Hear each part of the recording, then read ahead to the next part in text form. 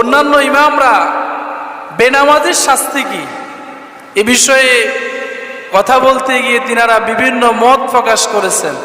এর মধ্যে ইমাম মালিক রহমতুল্লাহ আলাইহি, ইমাম শাফি রহমতুল্লাহ আলাইহি, ইমাম আহমদ ইবনে হাম্বল সহ অধিকাংশ ইমামদের মতামত হলো ইচ্ছাকৃতভাবে যে ব্যক্তি নামাজ ছেড়ে দেবে তাকে হত্যা করতে হবে, তার দুনিয়াতে বাঁচার কোনো অধিকার নাই। কারণ সে তো নামাজ ছেড়ে দিয়েছে ইচ্ছাকৃতভাবে, সে কাফের হয়ে গেছে। এবং শুধুমাত্র কাফের হয় নাই, বরং সে আল্লাহ তাআলার নিয়ামতকে অস্বীকার করতেছে। নামাজ নামাজ নামাজ হচ্ছে আল্লাহ তাআলার পক্ষ থেকে বান্দাকে যতগুলো জিনিস দিয়েছেন এর মধ্যে সবচেয়ে বড় নিয়ামত, কথা বলো ঠিক কিনা? নামাজ ইমানদারদের হৃদয়ের প্রশান্তি। ইমানদাররা আল্লাহ তাআলার কুদরতি পায়ে সিজদা দিলেই হৃদয়ের মধ্যে একটা শান্তি অনুভব করে। এটা পৃথিবীর অন্য কোথায় পাওয়া যায়?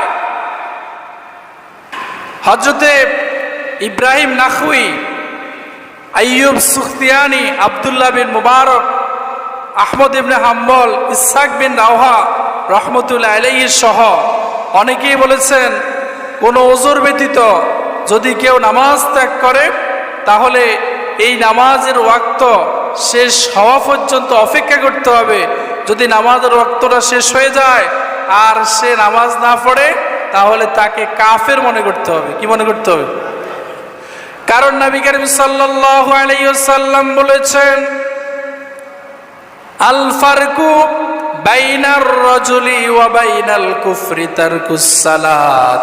নবীজি বলেছেন মুসলমান এবং কাফেরের মধ্যে পার্থক্যকারী হচ্ছে নামাজ। সুবহানাল্লাহ।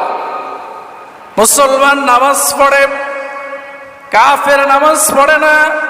যদি কোনো মুসলমান ওয়াক্ত শেষ হয়ে যাওয়ার পরেও নামাজ না পড়ে তাহলে সেই মুসলমানকে আর মুসলমান মনে করার কোনো সুযোগ।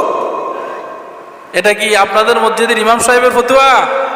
1400 বছর আগে বলে গেছেন বিশ্ব নবী জনাবে মুহাম্মদ রাসূলুল্লাহ সাল্লাল্লাহু আলাইহি ওয়াসাল্লাম।